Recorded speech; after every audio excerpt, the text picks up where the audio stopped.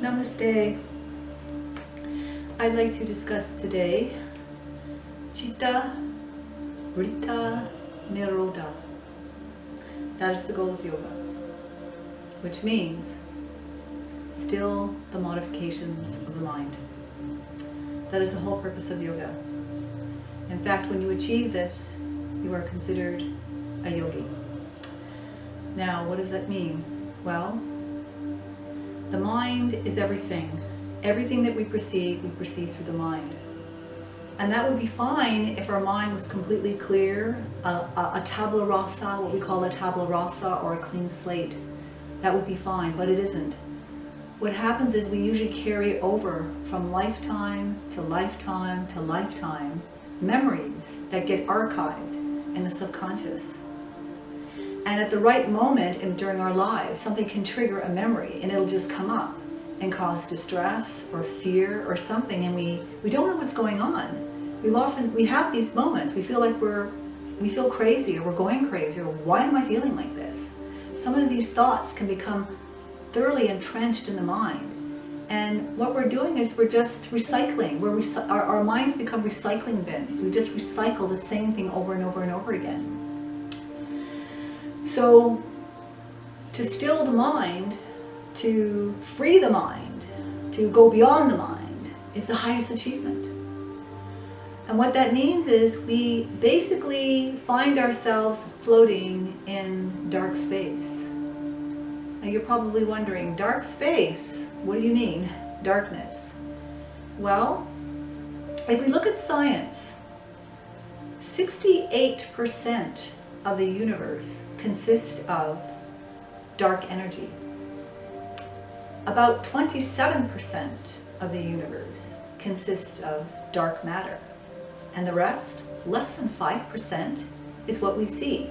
Our Earth, the planets, the galaxies, us. Less than 5%, which means that there is only darkness, and from darkness issued light. We often hear people talk about the light and coming into the light, but that's actually not true. God is actually darkness. Now, most of us don't go around saying that because we live in a world of duality. And to talk about God dwelling in the darkness, or I worship the dark God, would imply that most people would think that I worship the devil or worship Satan. But that's actually not true. In fact, there are several quotes in the Bible. One, Psalm 18:11. God made darkness his secret place. Daniel 2:22. God knoweth what is in the darkness, and the light dwelleth within him. In other words, the light issued forth from the darkness. Everything we see, the sun, the central sun, these are temporary, which means that they can pass away. Everything issues out of the darkness, and everything returns to the darkness. Only in dark do we get the light, only in dying life. So the goal of yoga then is to still the mind. And why we need to do that is because if the mind is disturbed, usually by the thoughts, usually by our archive of memory or imagination. We can imagine anything. This world is nothing but a world of imagination. We've created a society, we've created a culture out of an imagination. And what happens is, it's almost like when you throw a pebble in a lake, it ripples. It ripples. So thoughts produce ripples. You're probably wondering what's wrong with that. Well, think of a mirror, and if a mirror is wavy, it's not going to adequately reflect the self. Your mind is like a mirror. So what we're trying to do in yoga is reduce the waves of the mind. We're trying to make it still. Only then can the self be reflected in the mind. What we see as the soul, we eventually will see the soul, but the soul isn't actually the self, it's the self being reflected in the mind. What is the self? The self is God. It's the Atma, it's the ultimate reality. And that ultimate reality has existed and has always existed. So the goal of yoga is to calm the modifications, calm the waves of the mind, so the self can be adequately represented in the mind. Even in our own language, we say herself, himself, itself. It always reverts back to the self. So that's why we call the self the ultimate, the essence of everything. And who represents that? Lord Shiva. Lord Shiva is a manifestation of the one self. Christ was a manifestation of the self. There have been many manifestations. Everything we see in the universe is a manifestation of this self. But Lord Shiva brought yoga to the world. He was the first yogi. He brought it to the world. He brought this science of the mind to the world so that we can have an opportunity of freeing our mind, freeing our minds and being liberated from our past, because a lot of what's happening in the world today, what we call karma, what is Newton's third law of motion. Every action causes an opposite. For every action, there's an opposite and equal reaction. That is karma. And it's perpetual. It's a wheel. It's perpetual. And we get locked into it. And as I say, this can cause a lot of mental disturbances. Sometimes we can't sleep at night. Sometimes we're wondering, why am I feeling this way? And that is because of this archive of memory that we carry with us, what the Buddhists call the mental continuum. That continues lifetime after lifetime. We don't take our body with us. We don't take our material things with us, but the mind continues to go with us. It is who we are. It is a conglomeration of experiences. But once we have cleansed out those experiences, what is left is just pure self. And that's what the goal of yoga is. It's the highest achievement. Today we see a lot of people getting into the postures and doing all these things, and that's fine, but that's not yoga. It's not important for you to do a scorpion pose. It's not important for you to stand on your hands and twist into multiple contortions. That is not important.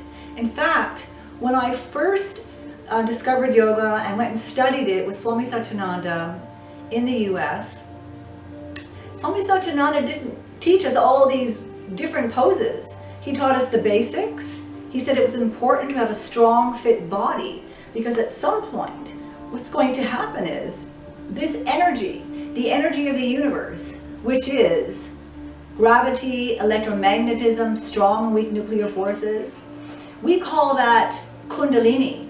At some point, this Kundalini will get released in your body. And if your body is not fit and strong and your nervous system isn't strong, you can blow a lot of fuses. This is universal Shakti.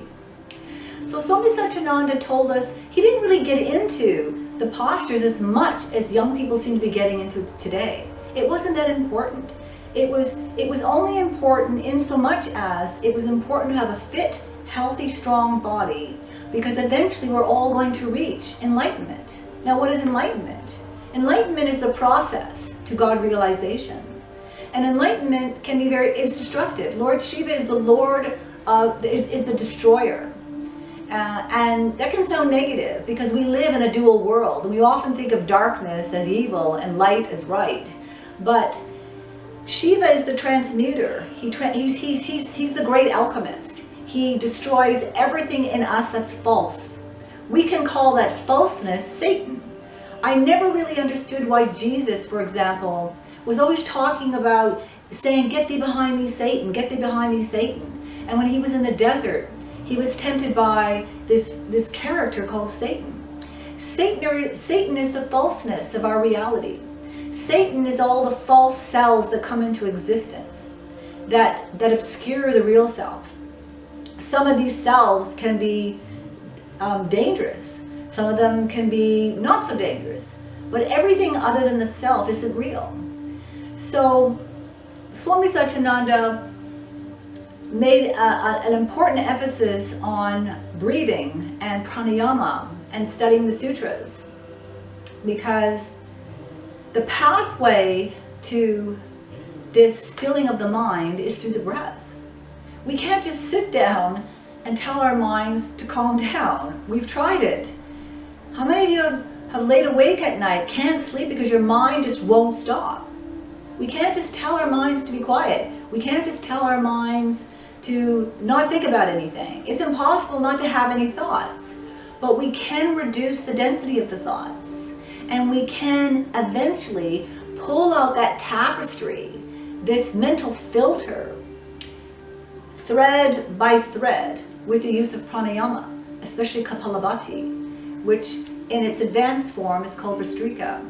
What that does, the rapid diaphragmatic breathing, what it does is it gradually, it cleanses the mind. It cleanses, it's called the skull shining. It's also called the breath of fire, because Shiva is fire. Shiva is pure fire.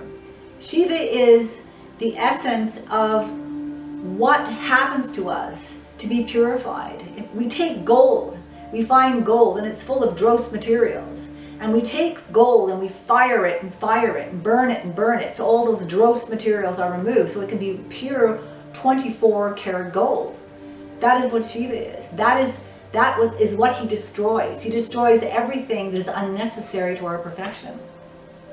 So Lord Shiva was actually the first yogi, and he taught the rishis of India. There was about 7 of them that he taught, and he gave this knowledge.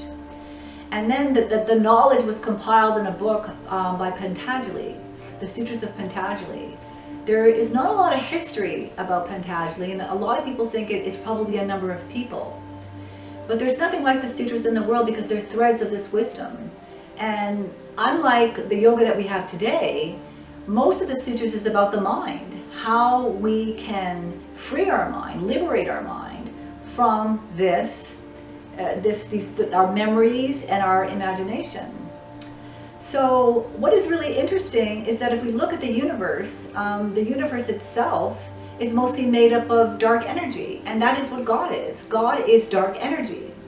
So the goal of yoga then is to free the mind, to become free, to become liberated beings. And we don't have to get too much into the Hatha Yoga. Don't think that your success has to be around doing all these postures, even though the postures, as I said, are very beneficial. Mostly what you see on YouTube, even my videos, is all about health. Because YouTube is mostly for entertainment, it's mostly performance. And don't think that you have to perform these in a certain way. Every body type is different. Everybody's needs are different. You should always listen to the body, and the body will tell you what it needs. So I believe that if you really want to be a balanced whole person, you should know yourself. And I find that Ayurveda, one of the things I use in my practice is Ayurveda. Assessing the constitution and building a program of Hatha Yoga and meditation around that, because everybody's different. So that is the goal of yoga. The goal of yoga is to free the mind, to become liberated beings. And we're all heading towards that goal. We're all going to eventually reach that goal, and we should not be afraid. Fear and doubt are the biggest impediments on this path.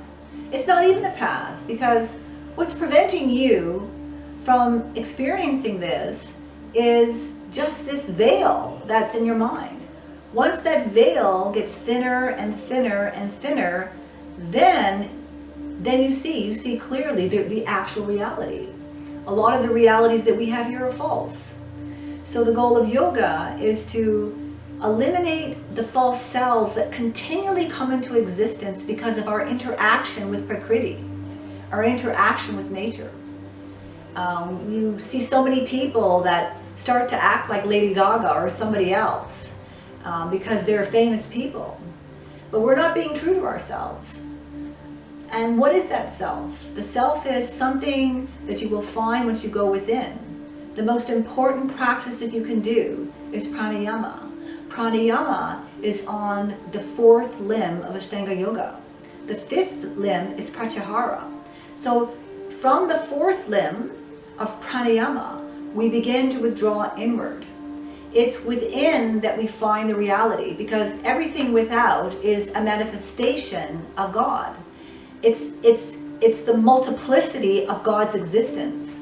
So to go within, into the dark space, is where we find the self, and the breath will take us there.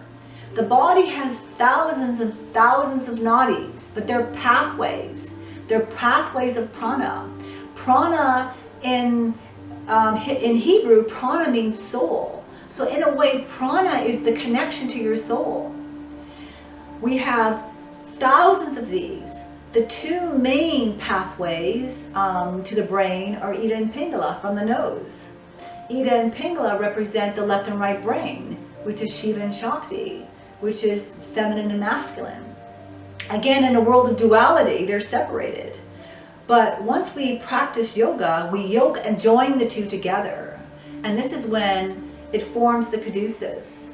Once these two are balanced, alternate nostril breathing will also create this balance between the left and right brain. In fact, it's been found out that too much left brain emphasis can cause mental disorders like schizophrenia, and too much right brain emphasis can cause mental disorders like depression. Once we have balanced these two hemispheres, they then come together. Then the central canal, the Sushumna, opens up, and a rush of Kundalini comes up and into the head. And this is when everything gets purified. But do not be in a hurry for this to happen. This Kundalini is a part of the four forces of nature: gravity, electromagnetism, strong and weak nuclear forces. And once that's released in the body, it just purifies everything in its pathway. So you have to prepare the body, and the postures will do this. The postures will make the nerves strong, because you can't really get plugged into a highly energetic kind of source unless you've got the right kind of, watt for it. Otherwise you'll blow some fuses. So Hatha Yoga will make the body strong. It'll make the body balanced. That's what Hatha means, sun and moon. But actually the term Hatha, sun and moon, comes from the Ida and Pingala. These nadis that originate here and are pathways to the left and right brain. Once those two get balanced, this is when the dualities come together and we experience oneness. And then our minds are floating in free space, in free dark space. This is peace. This is peace. This is peace of mind. This is everything. This is bliss. Right now it's hard to imagine because we continually fill our lives with things. But are we happy? Are we happy filling our lives with all these things? No, we want something else. We get happy for a minute, and then we want something for a couple of weeks, and then we want something else. Happiness keeps getting deferred by all the things that we want in our lives, when in reality we're already happy. So that is the goal of yoga. Chitta Vritti Nirodha. To still the modifications of the mind. This is done primarily through Pranayama, the fourth limb, which takes us to the fifth limb, withdrawal of the senses into the inner realm. There we can concentrate on the divine, and eventually we create a flow to the divine. That's meditation. And then eventually we become one with that. A free individual, no longer suffering the desires and pains and sorrows of living in the world. And this is one of the greatest things you can do for humanity, is to find peace. Peace starts with ourselves.